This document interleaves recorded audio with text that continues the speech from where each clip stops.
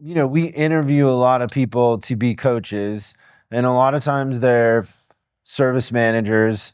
They think they're really good at what they do. They get really offended when we don't hire them. And it's always hard to explain to people up front, like, what it's like on this side, because you could be a really good service director and still not be good on this side. It's just different when you do what we do. And also, I think coming in, you probably don't think about the standard we kind of hold ourselves to, in a sense. I know if you were a client, so this is what's interesting, is half the table on this side were clients previously, right? And then you guys came in, not knowing that part of it, so you weren't. So it's a different experience. But you try to explain to people up front, like, oh, it's it's way different. You have to unlearn everything you think you know and relearn, in a sense. And even, I think even to the clients, it's always funny, like when like James or Vicky and I are talking about things, and I'll be like, hey, I did that to you. And like, it's always like, oh, like, like things I did to kind of move you mentally or whatever was not, it was experienced different on your side as a client than it is on this side as a coach. It's just a different experience, right? So what would you guys say about how different it is and what it takes to be a good coach, in a sense? And you're kind of the newest to the group, so it'd be interesting to hear your opinion before the veterans. Yeah. What it takes to be a coach, I think. To get results, to be effective on this side. What I think, when you're a service director or service manager, like, you can influence it daily through holding them accountable because you're there, right? You essentially have the hammer, right? And as a coach, like, I don't have the hammer anymore, right? Like, I have to connect. I have to create behaviors that you will continue to do when I'm not there.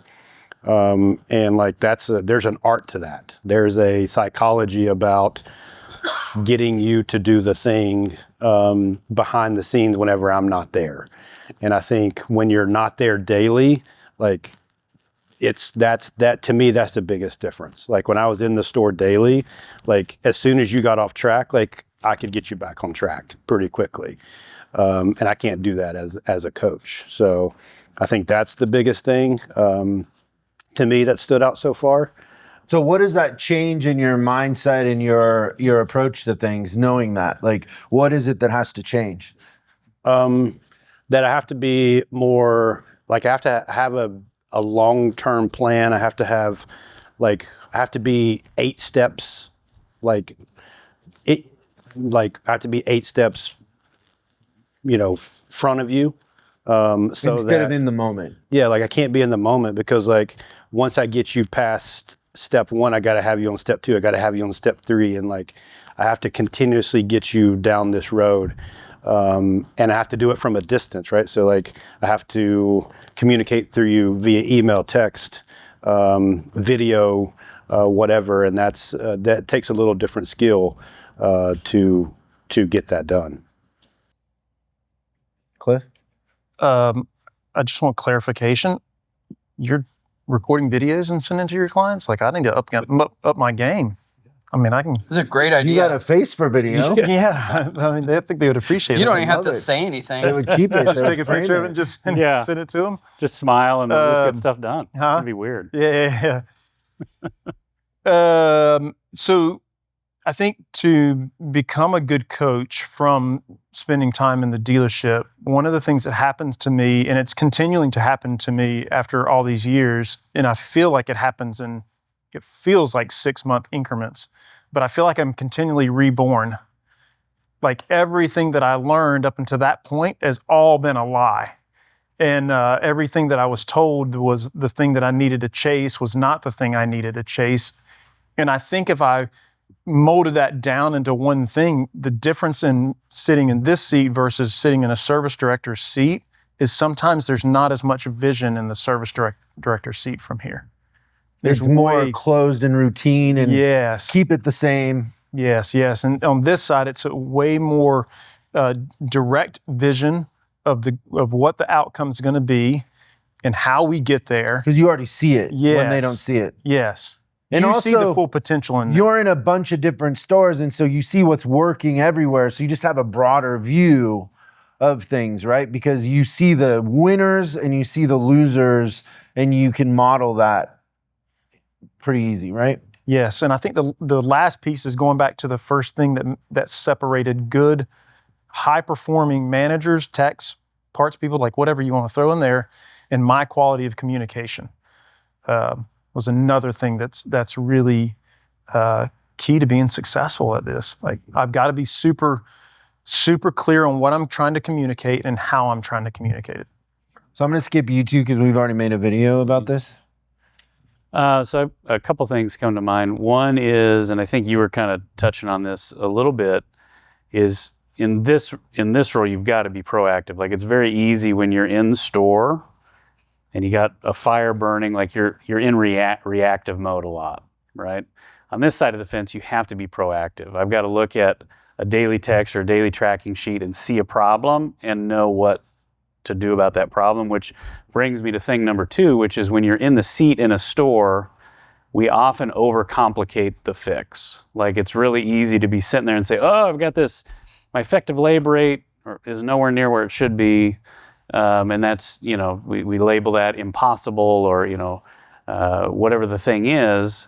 But the reality, meanwhile, it takes an hour to do all those things if you really wanted to. Yeah, and the reality is, if I've got a pricing strategy that's designed for $200, and I just had a 50% wildcard penetration day and my ELR is 150, like, there's a math problem, and that's really simple to find. There's only a couple of things that I'm going to track down. And so being on this side of the fence, you realize that the solutions are much simpler than we think they are when we're in the store. I like that. It's just a math problem. It's just a math problem. Jimmy? Yeah, I think all of us see or hear the same problems over and over again when we go to stores. And it's just a repetition, and they can't hire techs or whatever their issue is. We keep hearing those things over and over and over again. And you want to listen to that and be empathetic to that, but not pay attention to that noise so much. You know exactly what levers you need to pull when you go into a store to make changes. And if you get some traction on 1 or 2 things, one of you guys mentioned that earlier, it's a lot easier to get traction on other things. But there's just a lot of noise. And I got stuck in that same thing too. You get stuck in that same loop over and over again. And I'm telling you, everybody at every store has got the exact same things going on. You can almost name the same people.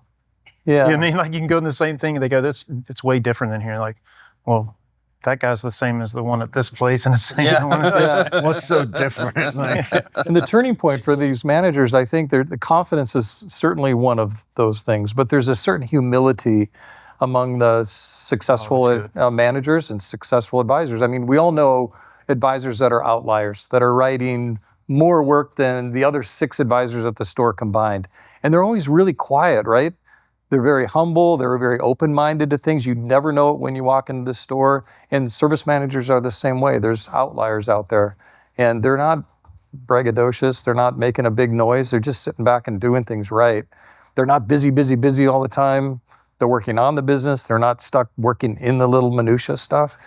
But I think that humility is a big part of it. What was that word that he just used?